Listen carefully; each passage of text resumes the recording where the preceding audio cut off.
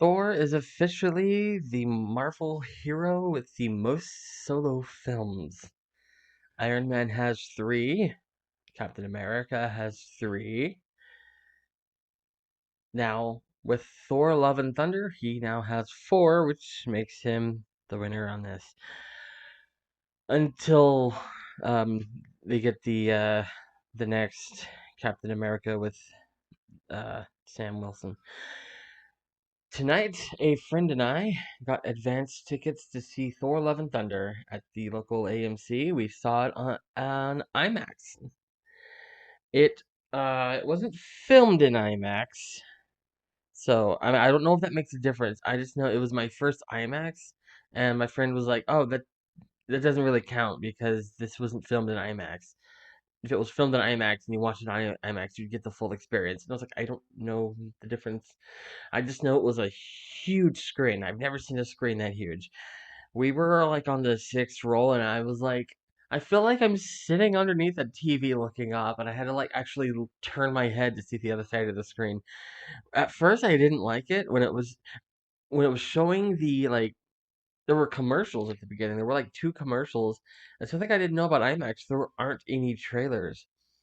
It did a couple of like TV commercials for like insurance and stuff. And then it was like it did like an IMAX logo. It's like 10, 9, and then like with each number it had like best visuals, stunning graphics, or just whatever. And then when it got down, it said IMAX, and then the movie started, which I was surprised by. I'm like, oh yeah, I'm gonna see all these trailers in IMAX, which makes sense because they weren't meant for IMAX, so they're not gonna show them in IMAX. Anyway, so it was the same friend I saw Elvis with last week. I kept telling people this isn't just going to be a podcast of movies I review after I see them in theaters. It's not just going to be new movies. This is my third episode, and it was also the third episode I've done of a movie I just saw in theaters. So I'm not off to a great start. I Okay, so this past Sunday I did watch a movie I want to review. I just haven't gotten a chance to, and I plan to. I might have to watch it again because I like reviewing these after seeing them, and that was on Sunday, and it is Wednesday. So I will have to watch it again and then review it. I will not say what it is. If I review it, I will say, "Hey, this is the movie I was talking about." Anyway, this will be a spoiler-free review because, well, it's not even out yet. Like, this is exciting. I wasn't going to review any Marvel movies because I have uh, Marvel Phases episode. I do talk about the Marvel Phases in separate episodes on my main podcast, The Digressor. And I was going to just wait until I was on Marvel Phase 4, the MCU Phase 4, after that's completed. But I don't really ever get a chance like this. Um, I'm reviewing the movie before it's even out, so I was like, do I do it or do I not do it? And finally, I got back here and I was like, you know what? I'm gonna do it. I'm just gonna do it. So again, spoiler-free review. First off, I will say that Christian Bale, not Kristen, Christian Bale as Gore the Godslayer, Butcher. I keep thinking it's God Butcher, but it's I mean God Slayer, but it's God Butcher, and it's confusing. So if I say the wrong one, just ignore it. I know the right one. I get confused sometimes. He was perfect in the role, and I think Gore might be the best villain of the MCU. It's at least near the top because he was great. That because like the trailers show him as being like this all sinister and dark and brooding and oh god you're gonna die, which he was, but he also is kind of light and funny. And there's a couple scenes where he's like puts on like a high voice like "Hi everybody" kind of thing, and it's kind of he has a few funny scenes. I was surprised how funny they made this villain because they portrayed him in as the trailers as like a very sinister, and he was they really showed like how sinister he is, but at the same time he was also like very sympathetic. And I noticed, Marvel used to get a lot of criticism for their one-dimensional villains, and lately they've been doing a good job, for the most part, of doing better villains and ones that you can side with or sympathize with, and kind of like the one on Black Panther. Uh, he wasn't necessarily wrong. I mean, he was right in what he was like. His mindset was right to the point where T'Challa actually agreed with him, and like went like he followed like what he did at the end. But like what his morals, like the thing he wanted to do, he T'Challa did at the end after. I don't want to spoil that movie. I already just did, but yeah. Also, kind of a little fun fact type thing. It's more of a theory that there's a guy I was talking with in line to see the movie, and we were talking about the future of the MCU, and I said I don't know what they're gonna do with Black Panther, the new one coming up. Like, how are they going to address T'Challa? They're killing him off. How are they going to do it? Who's going to be the next Black Panther? I don't see it being Shuri. A lot of people are like, it has to be her. Like, I don't. That doesn't make sense. I mean, she's a good character, but don't see her as that. She's the tech person. And the guy I was talking with said Killmonger, and I was like, wait, what? He died. And he's like, nope. What's the first rule? Did you see the body? What's the first rule? And I was like, if there's no body, there's no death. He fell, but we didn't see him land. So maybe Michael B. Jordan will be back. I don't know. That's a different movie. I'm not reviewing that one right now. So I I want to talk about Thor for a little bit. The character, not the movie. I am talking about the movie. After the movie was done and my friend and I left the theater, what we did last week and what we did this time, and it'll probably be what we always do, is discuss the movie, because that's what you do after you see a movie. Who doesn't discuss a movie after watching it? Is we kind of discuss the movie and how far Thor has come. And when we first met Thor in, well, Thor, he was kind of cocky and arrogant. Even though he was 1,000 years old, he was basically a teenager, a spoiled, arrogant teenager, kind of a douchebag. And over the course of these last 10, 12, whatever years, I don't remember when the first. Hey, Google! Never mind. Uh, when did Thor come out?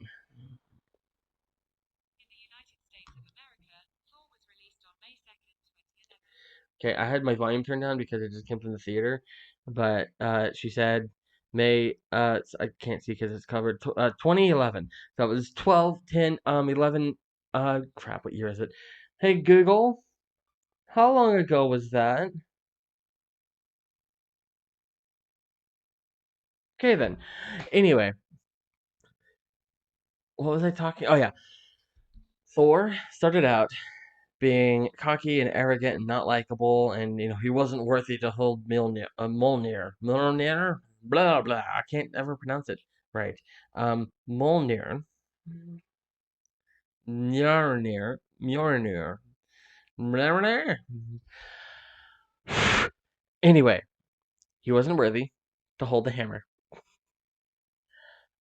and over the course the series, well, of course, by the end of the first movie, he was worthy, but like over the course of this whole franchise, he's big. He has like the character with the most growth and development.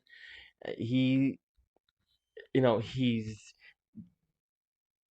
become this great hero, and he's fallen, and he got rock bottom. He got depressed, and he's had like we've seen him go through everything, and like the journey he's been on. It's kind of impressive to see everything he's been through. I mean, it's not just like follow. It is. I mean, they're doing a great job at like building like a cinematic universe because it's like in the comics. I've never really read the comics growing up, but I've known enough that to know that like they had like this whole sort of thing, like whole character arcs that lasted decades, and they're doing a really good job at that because I mean I can believe that this is the same Thor that went through everything. Like if it wasn't for all the spin-off movies, because like we've seen, I think we've seen more Thor outside of a Thor movie than we've seen Thor in Thor movies, and that's probably the most I've ever seen Thor in a sentence. But yeah, if it wasn't for all of like the Avengers and all of those other side movies, I don't think he would have gotten as much development because everything that he's been through, it wouldn't have fit into four movies. That's just my thoughts. I'm pretty sure they probably could have because I've seen impressive character arcs. But speaking of the first Thor movie, they bring back Jane, played once again by, oh yeah, I forgot to say, Thor obviously played like Chris Hemsworth. They brought back Jane Foster, played once again by Natalie Portman. I almost said Natalie Holloway, which actually kind of plays on a joke. I don't think this is really a spoiler. It's just two jokes they had. And at the beginning of the movie, they accidentally call her Jane Fonda, and then later on, they accidentally call her Jodie Foster. So I mean, I just kind of did something similar almost. Like, Natalie Holloway. Nope. Natalie Wood. No, I actually forgot her name. Oh, Natalie Portman. So now that I'm thinking about it, those are two. Those that was kind of a dark joke. I didn't even think about it. I was like, "Who's Natalie Holloway again?" Oh, right. Probably don't want to make that joke. And it's like, "Oh, that's a true crime reference." I was like, I just knew that was a name I recognized. And then I thought about it. I'm like, "Oh, that's where I know the name." Anyway, they brought her back, and I kind of made a mistake before I went in because I was curious like does Jane become Thor in the comics? Like, does this make sense? Because when they announced it, they were like, Jane Foster is Thor now. She becomes Thor. And I'm like, what? That doesn't even make sense. So I turned to the comics, aka YouTube channels talking about the comics, not actually reading the comics because, lazy. And they did talk about, there was a series they did, a storyline they did where Jane did become Thor and it kind of told the storyline of what happened. It was kind of dark, and they were like, "Yeah, don't consider the spoilers because Marvel. There's no way Marvel would do this storyline. It's too dark for the MCU." Oh yeah, they did it. They did the storyline. I'm not gonna say because they did do it, and they didn't address it in the trailers. I will say and this will probably be a spoiler for the people who've read the comics, but they did the storyline.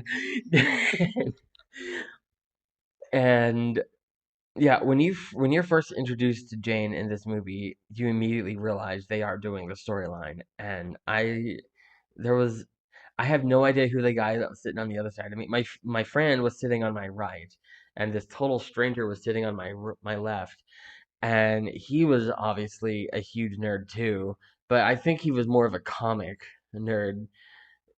And because I've like again, like I only know like YouTube reviews of comic books. I never actually read any growing up or now or whatever. And I think he probably grew up reading them and knows like everything, every obscure deep cut reference. And as soon as you see Jane, I was like, "Oh crap, they're doing it," and he was like, "No." I was like, "Yeah." I turned to him and I said, "I think they're doing the thing." He's like, "They're doing the thing." Oh yeah, that was yeah. I feel like if I keep talking about that, I will spoil it. I don't want to spoil anything. But there is some in the trailers. The Guardians of the Galaxy are there, and it does. Um, so it shows that they're there. This isn't a spoiler to talk about them. There was literally every uh, channel that I watch, like New Rock Stars and all of them, they when they talk about it, they literally said, "I'm pretty sure the Guardians are just going to be in the opening," and because there's only like a few clips, and they look like they're from the same scene, and yeah, like they're only in like the first 5-10 minutes of the movie, and honestly, I don't feel like what happens with them in there is going to affect Guardians 3 because that's one thing that people were saying was pay close attention to what's happening to the Guardians because it might be setting up the third Guardians movie, but I don't think that's going to I don't think anything that happened to them in this movie is going to have any effect on what's going to happen to them in the third one. There were more pretty much the biggest scene with them is the one in the trailer where Star Lord was like, "Look into the eyes of the ones who you love." That was like the biggest scene, like the biggest moment involving them, and that was more directed at Thor and affected him. And I don't think that's going to come to play in the third Guardians movie. It was still fun to see them though. It was that because they, I, I'm, I'm not saying like they were completely wasted in this movie. The scenes that they were in, or like the scene they were in character. It wasn't just here's somebody they were in character. They played off each other. It was the Guardians and love, and it was fun. I loved it. I'm glad they kept that in. That if they had taken it out, it wouldn't have really changed the movie, but it just makes me love the Guardians that much more.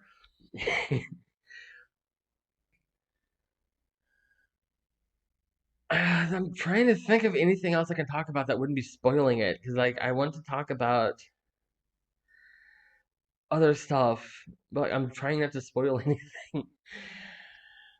Oh, wow. I will say this is probably the only time I'm gonna do this type of thing, the review of the movie before it's out, because like I want to talk about so many things. I'm like, oh, what about this part whenever this happened? I'm like, oh wait, no, I can't talk about that. I mean, technically I could. Somebody came on. I've never been to a screening where this happened. Well, I mean, I know it's because it was a special circumstance, but no, we were all sitting there waiting, and then some guy comes in, and was like, "All right, thank you," kind of introduced me, but hey, thank you everybody for coming. This is a special screening, and then he was like, "Please, no filming," which was obvious, and then he was like, and do not spoil this for anyone. You've seen this before anybody else. Do not spoil this for everyone else. Let them enjoy this the way you are enjoying it now. And so it's like, I could go ahead and talk about the entire movie and just not post this for a couple of weeks, but I want to get it out tonight. So that's kind of a hard part on this because I want to talk about the whole movie. I will probably talk more in depth on my digressor episode when I talk about Phase 4 of the MCU, which will come out as soon as they end Phase 4. Actually, I have to do Phase 3 first. I have a friend and we're going to do Phase 3. That's going to be the first episode of Season 4.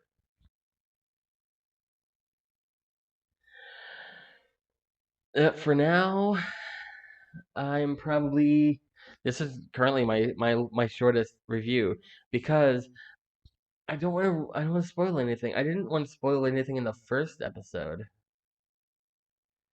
So that one was like a full half hour. I had more to talk about because this one you already know all the characters, well most of the characters. So like I didn't have to set anything up. And you didn't know any of the characters in the other one, so I kind of like, oh, and this person does that. I don't know. So I will give it a 7 out of 10. That probably sounds low considering that I've been praising it. I do love this movie. It just there wasn't really it wasn't I'm not good at speaking. I don't know if you can tell, but in the end, when I stop and think back on it, it was a good movie. It wasn't like a No Way Home or anything like that. It had a lot of fun moments, a lot of good music. They played a lot with Guns N' Roses. They were featured heavily in the trailer, and they're featured all throughout the movie. And there's even a character named after. You'll see. It's an important character too. You can't miss it. And so there's a lot of good about this movie, but I don't feel like it's one of the greats. It's okay. I'm gonna reference two different reviews. I saw two different reviews about this movie of this movie. One of them said it was a high point for the MCU. The other review says it was a snooze fest and a waste of time. I fall somewhere in the middle. It it wasn't a snooze fest. I was telling my friend what about that review, and she kind of looked at me like, "What?" And I was like, "Yeah, this was not a snooze fest." She was like, "No, it was not. It was exciting. It was an exciting movie. A lot of stuff happened. It was a lot of fun, but in the end, it was entertaining. Like there was a few moments that was like really epic, but not anything that was I don't know, like because I want to give this movie like so much praise. I want, but like at the end, I mean, not literally just the end of the movie, but like in the end, looking back on the whole movie as a whole, it kind of felt like low stakes. I mean, it was literally very high stakes because they didn't reveal in the trailer what the plot of the movie really was. I mean, obviously they got to defeat Gore, but what his goal was, they I hinted at, but like the full scope of his goal is revealed in the movie, and even that, like, it didn't feel. Whenever it was said, they were like, oh, "We gotta stop that," but then it's kind of like playing Skyrim, where like if you don't defeat Aldurin, or whatever that big dragon, if you don't defeat him, he'll destroy the world. And then you can literally spend a year doing side quests, and then you're like, oh yeah, I've got to defeat that dragon. And there's like no pressure to really get things done there, and that's kind of what this feels. I mean, there's literally moments. What that one's going into spoiler territory, so I better not go into that. uh, See, this is getting hard to talk about, and I am approaching half an hour, but I'm not even close. I'm gonna end this here. I like I said, I give it a 7 out of 10. It was good, not great, but a lot of fun and very exciting.